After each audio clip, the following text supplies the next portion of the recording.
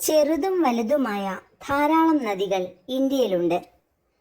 ഉദ്ഭവരീതിയുടെയും സ്വഭാവ പ്രത്യേകതകളുടെയും അടിസ്ഥാനത്തിൽ Indian നദീവ്യൂഹത്തെ Himalayan നദികളെന്നും ഉപദ്വീപീയൻ നദികളെന്നും രണ്ടായി വേർതിരിച്ചിരിക്കുന്നു. ഹിമാലയൻ നദികൾ ഹിമാലയ പർവ്വത നിരകളിൽ നിന്ന് ഉദ്ഭവിക്കുന്ന നദികളാണ് ഹിമാലയൻ നദികൾ. നീണ്ട ഭൗമ ചരിത്രകാലത്തിലൂടെ പരിണമിച്ചവയാണ് ഈ നദീവ്യൂഹം. സിന്ധു, ഗംഗ, ബ്രഹ്മപുത്ര നദികളാണ് ഇതിൽ മുഖ്യമായും ഉൾപ്പെടുന്നത്. ഹിമാലയൻ നദികൾ വറ്റാത്ത നദികളെന്നും അറിയപ്പെടുന്നു.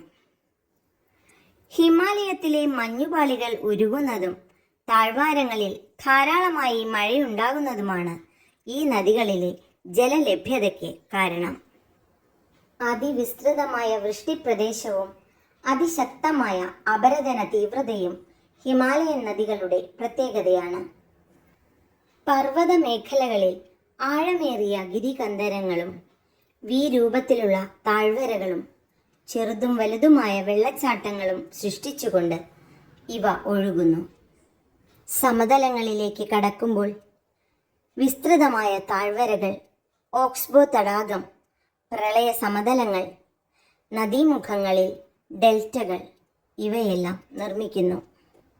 ഹിമാലയൻ പർവ്വത പ്രദേശത്ത് ശക്തമായി ഒഴുകുന്ന ഇവ സമതലങ്ങളിൽ വളഞ്ഞു പുളഞ്ഞൊഴുകുകയും തുടർച്ചയായി ഗതിമാറി ഒഴുകുകയും ചെയ്യുന്നു. ഉയർന്ന ജലസേചന ശേഷിയുള്ളവയാണ് ഹിമാലയൻ നദികൾ. സമതല പ്രദേശങ്ങളിൽ ഉൾനാടൻ ജലഗതാഗതത്തിന് സാധ്യത കൂടിയവയാണ് ഈ നദികൾ. ഉപദ്വീപീയ നദികൾ ഉപദ്വീപീയ പീഠഭൂമിയിലെ ഉയർന്ന പ്രദേശങ്ങളിൽ നിന്നുദ്ഭവിക്കുന്ന നദികൾ ഉപദ്വീപീയ നദികൾ എന്ന് അറിയപ്പെടുന്നു. മഹാനദി, ഗോദാവരി, കൃഷ്ണ, കാവേരി, നർമ്മദ, താപ്തി എന്നിവയാണ് പ്രധാന ഉപദ്വീപീയ നദികൾ.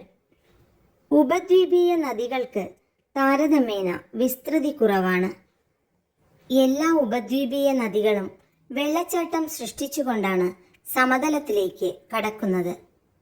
ഇവ കാഠിന്യമേറിയ ശിലകളിലൂടെ ഒഴുകുന്നതിനാൽ അഗാധമായ താഴ്വരകൾ സൃഷ്ടിക്കപ്പെടുന്നില്ല.